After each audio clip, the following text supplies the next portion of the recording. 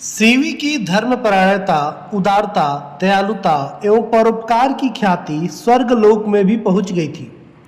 इंद्र और अग्निदेव सीवी की प्रशंसा सुनने के बाद उनकी परीक्षा की योजना बनाई। राजा सीवी के गुणों को परखने के लिए अग्निदेव कबूतर बने और इंद्र बाज। एक दिन राजा अपने दरबार में बैठे थे, तभी एक कबूतर उड़ता हुआ उनकी गोद में आ गिरा और अपनी रक्षा के लिए प्रार्थना करने लगा। कबूतर ने कहा, महाराज, आपकी उदारता और शरणागत पर दया की चर्चा पशु पक्षियों तक में होती है। मैं भी आपके राज्य में निवास करने के कारण आपकी प्रजा और अभी आपका शरणागत हूं, मेरी रक्षा करें। सीवी ने कबूतर को निश्चिंत रहने का वचन दिया और कहा कि वह उसकी रक्षा हर हाल में करेंगे। राजा ने जैसे ही वचन दिया, तभी वहां पर एक बाज आ पहुंचा और सीवी से कबूतर को वापस मांगने की मांग करने लगा। बाज ने कहा, महाराज, यह कबूतर मेरा आहार है। मैं अपने आहार का पीछा कर रहा था। मैंने इस पर प्रहार भी किए हैं। आप मुझे मेरा आहार वापस करें, आपकी बड़ी कृपा होगी। राजा सीवी ने कहा, बाज, यह तुम्हारा आहार रहा होगा, किंतु अभी यह मेरा शरणागत है और मैंने इसको प्राण रक्षा का वचन दिया है, इसलिए मैं अपना वचन भंग नहीं कर सकता। बाज ने कहा, महाराज, मैं भी आपके राज्य का रहने वाला पक्षी हूं। विधाता ने मुझे शिकार करके अपना पेट भरने की व्यवस्था दी है। अगर आप कबूतर वापस नहीं करेंगे तो आपको मुझे भूखा रखने का पाप लगेगा। जो राजा अपनी प्रजा को किसी कारण कष्ट देता है या उसके आहार का हरण करता है, उस राजा पर से देवों की कृपा समाप्त हो जाती है। उसकी प्रजा को इसका दंड भोगना पड़ता है। आप यह पाप न करें। सीवी ने कहा, तुम्हारी बातें सत्य है, किंतु मैं वचनबद्ध हूं। शरणागत का अतीत मुझे ज्ञात नहीं था, इसलिए मैंने उसकी रक्षा का भार लिया है। इसके बदले में तुम्हें अन्य मांस का प्रबंध करा सकता हूं।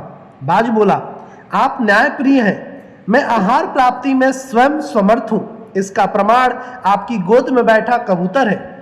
जो राजा अपनी प्रजा को आलसी और राजकीय पर आधारित बनाता है, वह राजा न्यायप्रिय नहीं। राजकोष आपकी व्यक्तिगत संपत्ति नहीं, प्रजा का अधिकार है। बाज की तर्कपूर्ण बातों से सीवी निरुत्तर होने लगे। उन्होंने कहा, बाज, राजकोष मेरी संपत्ति नहीं, किंतु प्रजा कल्याण में प्रयोग का अधिकार है। कबूतर मेरी प्रजा है, इसके कल्याण के लिए प्रयोग का अधिकार है। बाज और सीवी में तर्क वितर्क चलता रहा। सीवी बाज के तर्कों के आगे झुक गए और उन्होंने बाज से ही रास्ता बताने का अनुरोध किया। बाज ने कहा, आप राजा हैं, मैं प्रजा।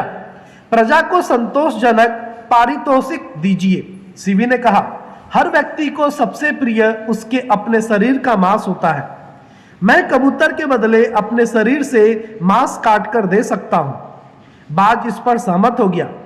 एक बड़े से तराजू पर एक पलड़े पर कबूतर को रखा गया और दूसरे पर राजा सीवी ने अपने जांग से काटकर मांस का एक बड़ा टुकड़ा रखा, लेकिन पलड़ा हिला भी नहीं। सीवी अपने शरीर से मांस काटकर रखते गए, लेकिन पलड़ा नहीं हिला। अंत में खून से लथपथ सीवी स्वयं उस तराजू पर बैठ गए। उनके बैठते ही पलड़ा झुक गया। आकाश से फूलों की वर्षा होने लगी। इंद्र और अग्नि अपने वास्तविक रूप में आ गए। इंद्र ने सीवी का शरीर पहले जैसा कर दिया। इंद्र ने कहा, राजा सीवी, आपकी दानशीलता अद्भुत है। एक शरणागत पक्षी को दिए अभय दान के बदले में अपने अपना शरीर समर्पित कर दिया।